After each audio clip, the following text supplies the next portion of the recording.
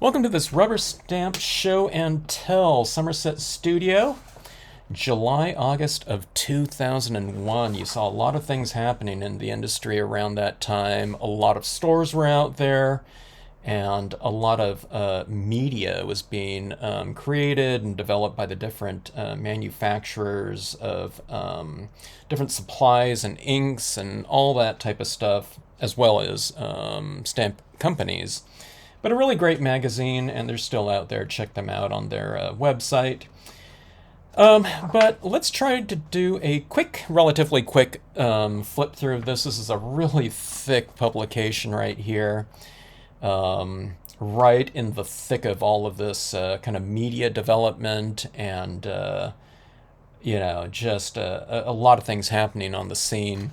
You can see this magazine advertisement, full page ad by Sukaneko right here with the Versa color, Versa mark, Splendor embossing pens, and Fabrico craft inks right here. Looks like a pigment ink. I know Versacolor and Versamark. I don't remember the Splendor little, I don't know, whatever tile kind of a pigment ink pad like that.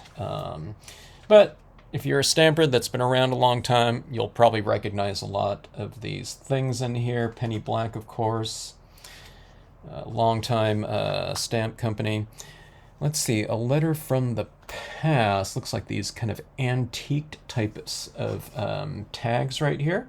Tags still look great these days, and I see them being done periodically. I really like them in terms of the style of elongated slimline types of things, or just bookmarks. But a really great format to stamp on. I haven't done a tag myself, but I don't know, maybe it's time to bring that type of thing back. Let's see here. Like I said, I'm just going to do a kind of a quicker flip through as I tend to linger on, because I haven't looked at these magazines myself in a very long time, and I kind of get hooked on, I don't know, just something taking me back to, some point in time. Return to Paper Crafters. Let's see, a Hero Arts ad. Hero Arts is still around, going strong. One of those kind of larger companies that are still around. One of those, I call them kind of pillar companies that are still around. A lot of them are gone, like Rubber Stampede, PSX, those types of companies. All Night Media. I don't know, some of them might be around in some incarnation or another, but, I know Hero Arts is still very, present in terms of product development and everything that they offer. Let's see, Stampin' Up right here. I don't know when Stampin' Up, a lot of you will know that, the information on that type of thing. I'm trying to remember when they got started, but wasn't it in the mid-90s or something like that? I always kind of forget what what incarnation they were in before. I thought they were something else before they became Stampin' Up. But anyways, going strong here with the full page color ad like that. Ranger. Look at the Scrapbooker's palette. I don't remember that product right here. We have the Ranger Clear Resist Pad. Usually if they're kind of advertising it in some magazine, it would probably mean that it was, relatively new at the time. Yeah, but I'm not really quite sure.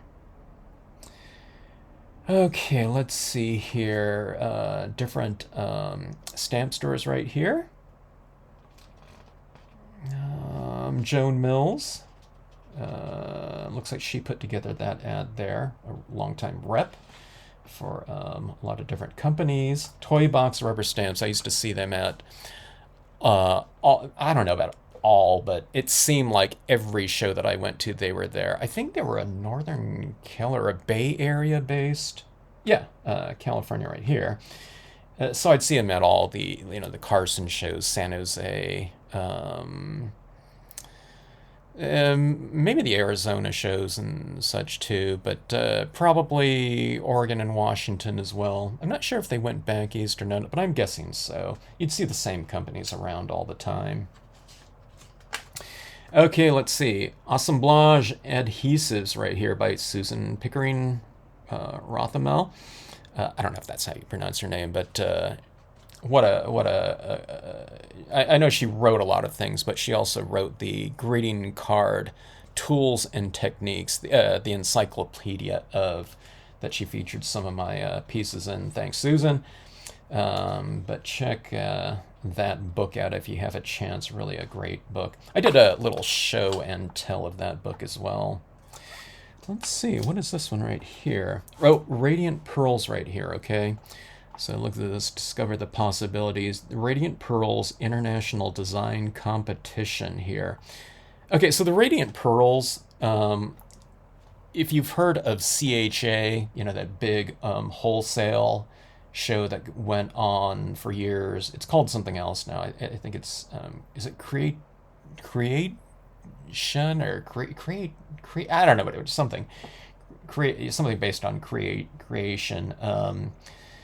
But anyways, that was a gigantic show, and I walked the entire Anaheim show when CHA was there. It would change cities periodically, but Radiant Pearls was in this new company section downstairs at that show. So I walked the entire show, but by far Radiant Pearls and that product was the happening booth. It was so crowded in there, and it was just, you know, the energy of that booth was, it is just definitely where, you know, that's where, you know, I don't know, whatever, something that rocked the industry was located, and it was very apparent. And I met her at a stamp retreat too one time. She wasn't teaching there, but I think they were teaching with her products there. But that's what I think of when I think of Radiant Pearls. I just think of that booth, and it was kind of a smaller booth. You know, it wasn't one of those larger booths, and there was a lot of bigger companies and much more established. But she was definitely, you know, that booth was rocking. Look at these kind of tin types of constructions here. I used to see this type of thing, like folk art types of things made out of cans and things like that, down in Old Town, San Diego. I used to think those were really cool. But these little shriney types of things and three-dimensional things I always found really fascinating. And I really need to get into that a little bit more with scenic stamping, you know, so that we can have some sort of three-dimensional types of materials in there, little dried flowers or something like that, you know, to give our pieces like a little bit more of a, not really a diorama, but like a mini type of, I don't know, shadow box type of presentation with the scenes. It's just, it would go hand in hand with that. There's a lot of different types of things being made for things like model railroad types of, you know, setups. So you can buy like little trees and everything like that, but that would be cool as a little foreground for scenes. Stampendous here. Look at this one right here, burnt copper stamping. To go into the different types of materials here.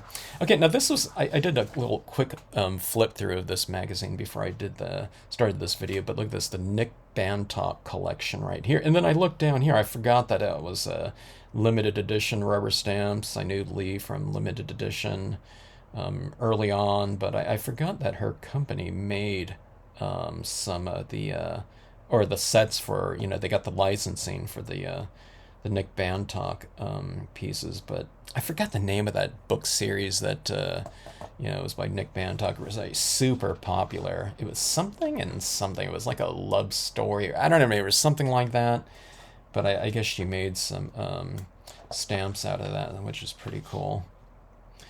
Okay, look at this right here. Faux batik backgrounds, okay, with this burnt copper, but really great looking techniques. I mean, none of this looks dated or anything like this. I think all this type of thing would be, you know what I mean, look really great now.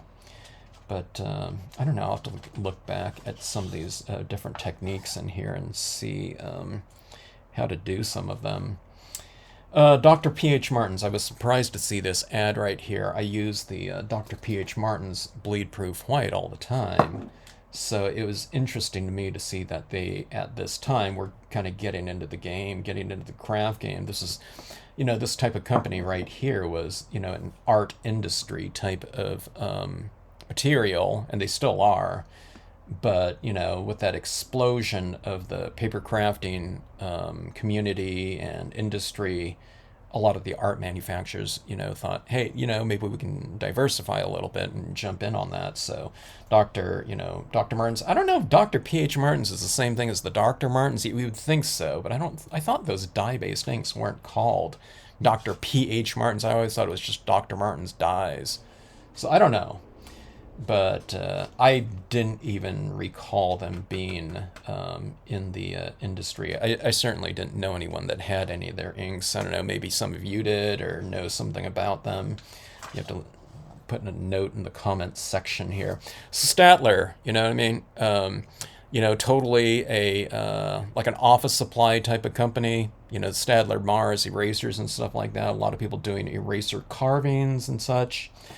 So really interesting to see them, kind of entering the paper arts field.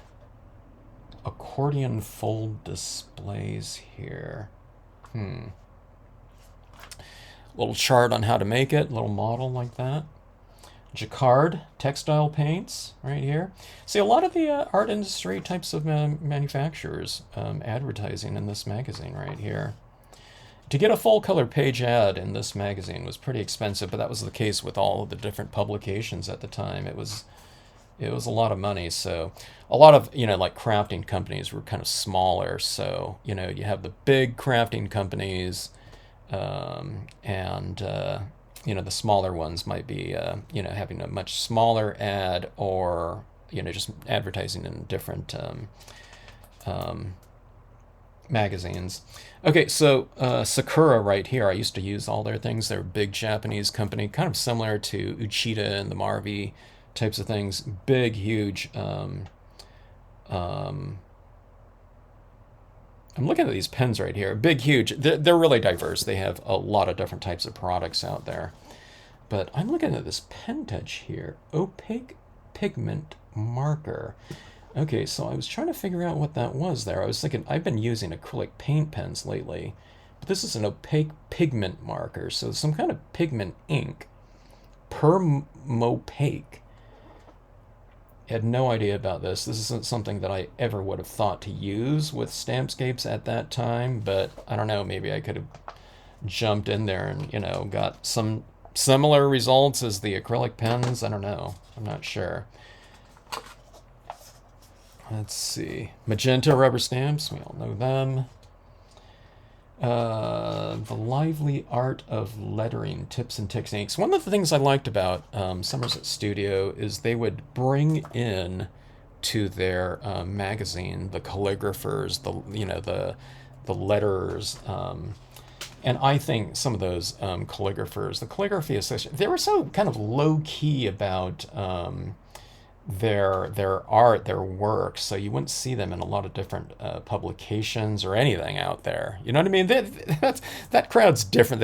They're interested in kind of I don't know, personal development and stuff like that. Not necessarily like a lot of like marketing or something like that, or you know what I mean? Amongst themselves, yeah. You know what I mean? They want to say, hey, look at this new type of thing. But I like that Somerset Studio really put them out there, so you could see some of their different types of techniques that they were doing. And I don't know, I always thought they would be a really great resource for card makers, and using a lot of the different types of techniques and media that they were applying to their own pieces.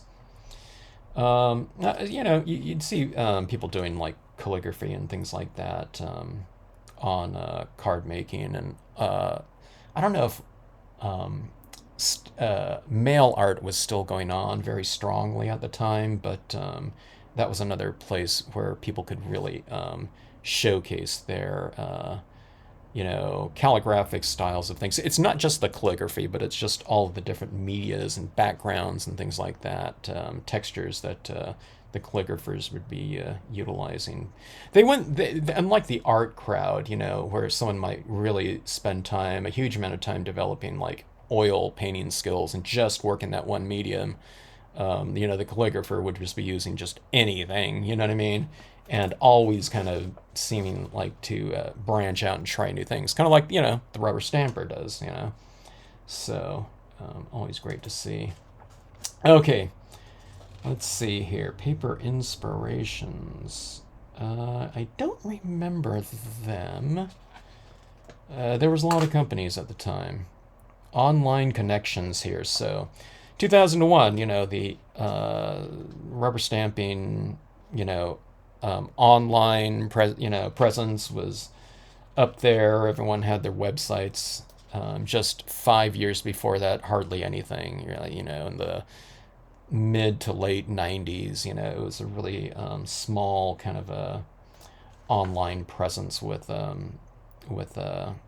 rubber stamping and just paper arts in general. Shop the best in the southeast southwest here. That's right here,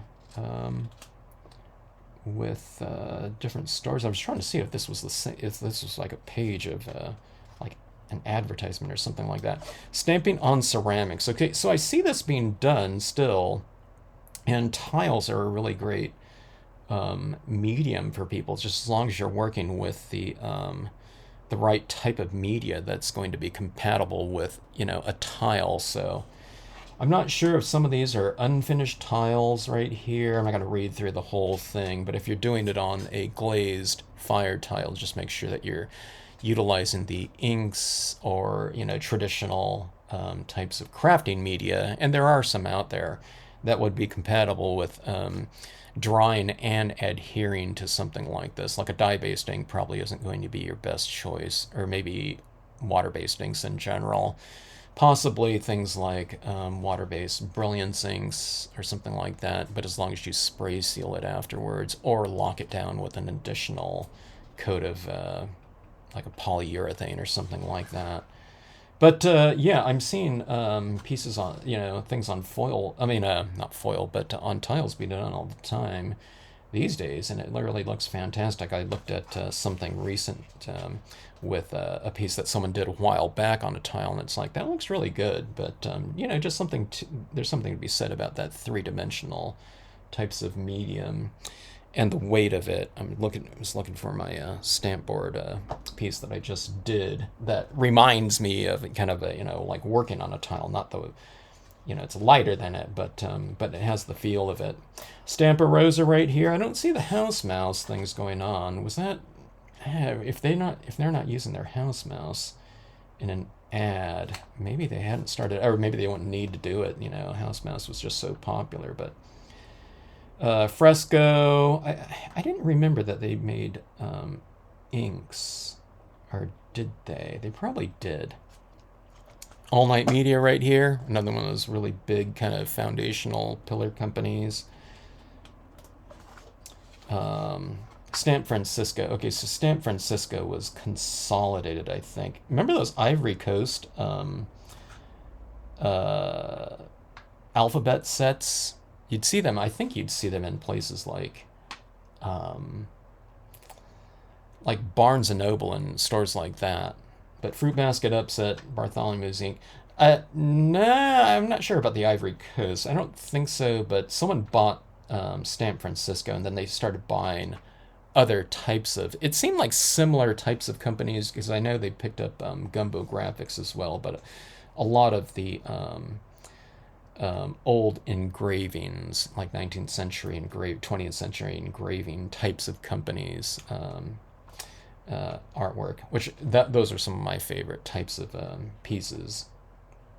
But I don't know if Stamp Francisco is still out there. I looked on their website because I was looking for a stamp from Gumbo Graphics, and I don't know if it was listed on there, but I don't know, it seemed like their online store was down, so I don't know. Somerset Images. It looks like they were starting to sell. Maybe they are. up and running with their own line of stamps at that point in time for a while, or I don't know if this is when they got started here. But let's see. Look at these mini altar shrines right here. Doors. Kind of cool here. I think these were those little like sushi types of things like that. I can't remember. I used to see these types of things, I think, at the they call it a Marukai 98 store. It's kind of like the 99-cent store, but with a lot of Japanese types of products. But I wonder if that was one of those types of products right there that they, converted it into, really cool kind of three-dimensional types of foundation for their projects here. Okay, let's go in here. There's a Dr. Martens again. I'm really surprised about that. I'll have to see if some of those things are still out there.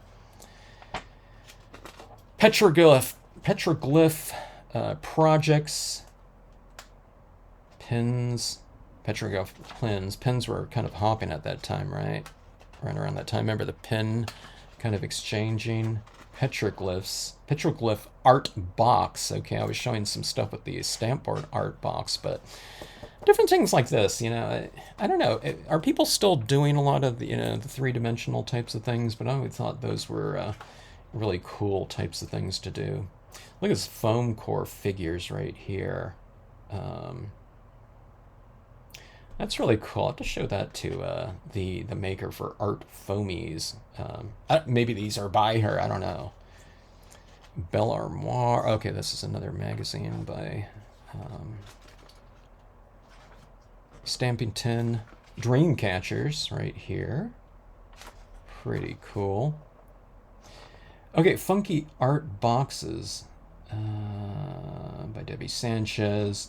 So this type of box right here, I was looking online and I saw some of the stamp board art boxes or clayboard art boxes, but it looked like this type of thing in terms of having these peg legs like that, and really cool.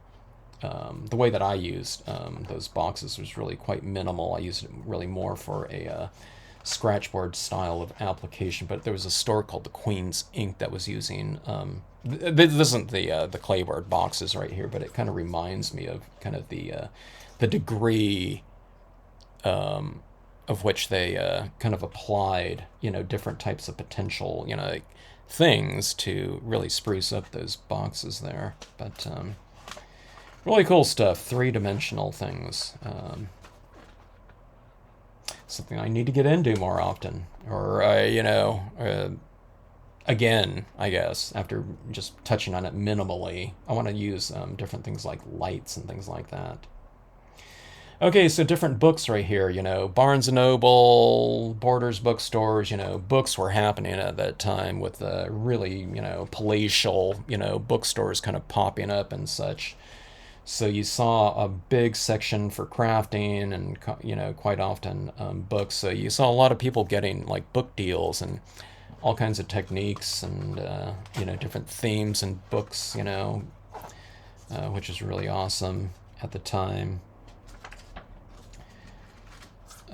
So this is, this book, this magazine obviously has a, somewhat of a theme with the Southwestern type of theme in here, which is cool. I always like the photography on Somerset Studio.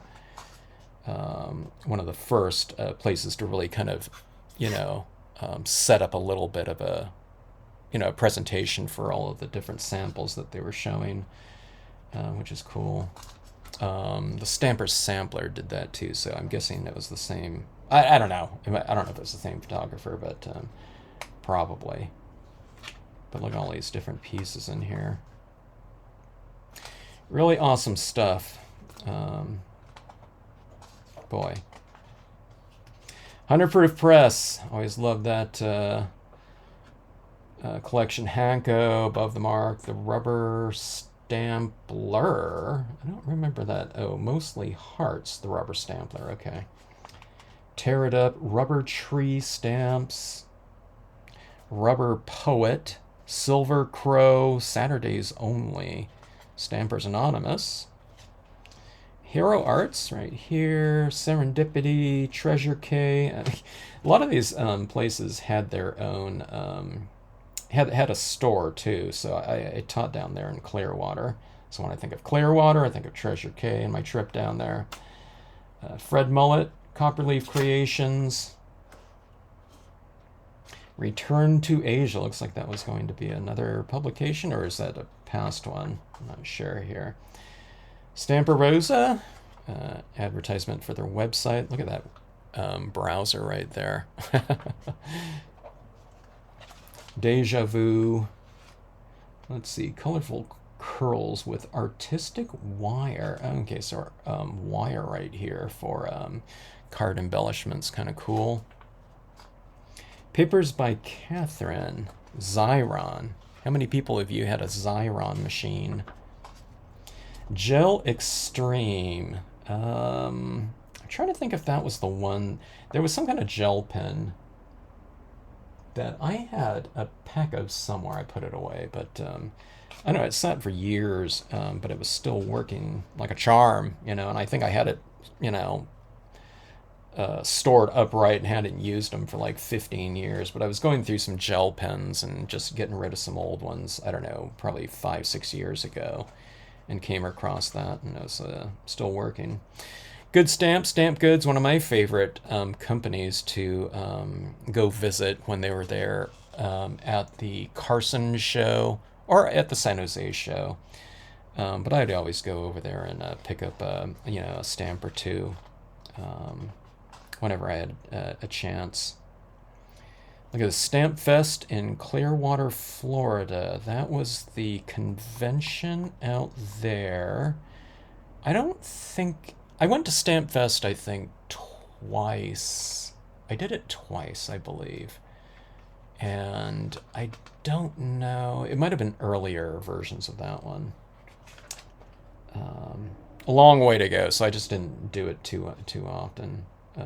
Or again, but just, it was a really distant convention to be shipping all this stuff to. Paper Parachute here. Here's Rubberama. Okay, so Luna Lights, that was a kind of an iridescent type of shimmery type of medium sold by Stamp Oasis out there in Las Vegas. Look at the Speedball right here. I was just talking about Speedball and their scratch knives for working on clayboard art tiles or clayboard smooth. The Moon Rose, I have a stamp by them, and they had a store out that way. Rubberama. Okay, they had consolidated at this time. So the Carson show in the Los Angeles area had consolidated with Rubberama. So there was Carson, San Jose, Carson again, Sacramento, San Jose, St. Paul, and then back to Carson again. So I guess that was after, or was that might have been after the Queen Mary show, because it's back at Carson right here. What they had done was they had switched the November show to the Queen Mary, just so that there weren't like 3 shows in Carson going on. But they wanted it a little bit different. But I don't know, they had to move it out from there. They would have kept it there, but the Queen Mary wanted to like triple the rent or something like that, just from one show one year to the next, because of all of the requests for shows on the ship at that time. All right, so anyways, let's see, wrapping it up right here. Look at this, the GoCo printers. Remember the GoCo printer? It was like a silk screen printer type of thing, and you can burn your own plates in there with this like flash bulb, like an old-fashioned flash bulb, which is really cool. Just some other smaller classifieds in the back here with the black and white. Leavenworth Jackson was always one of my favorite stamp companies. It's certainly my sister's favorite company was Leavenworth Jackson. She really liked that curated grouping of designs by them. One of the oldest stamp companies out there. They might be around still, I'm not quite sure. That was another thing at some point in times through the years I've been kind of confused as to whether they're kind of still open or not. I'm not really sure. But I think they were the first rubber stamp crafting rubber stamp website out there. And I think we were the second, okay? Because there weren't very many out there. You'd look up these web crawlers like off AOL or something like that, or some of those early search engine types of things. And if you looked up rubber stamps, Leavenworth Jackson would come up and Stampscapes would. And for a while, I think we were the only two companies out there. And then there was like Business Rubber Stamps or something like that too. But early presence on the web, on the net. Okay, well, there's a few more pages here. Resource guide, you know, typical type of thing happening. Stampington and Company here. Let's see. Yeah, just a lot of Stampington and Company ads for their goods.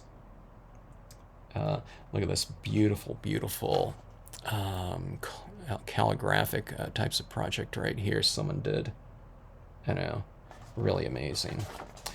Okay, so anyways, a little bit of a flip through PSX. Missed them greatly. Missed them, you know, as soon as they were gone. What a great company out there. But really fun stuff. Clear Snap right here. What is this? Clear Snap meets Toy Box. They did some sort of, I don't know, pairing together or something like that. Clear Snap, what a great company as well. Makers of the color box stylus tools. So what a great company. So anyways, not so quick of a flip through. If I was flipping through any faster, it'd be like this, you know, but 22-year-old magazine at this point in time. Somerset Studio, check them out.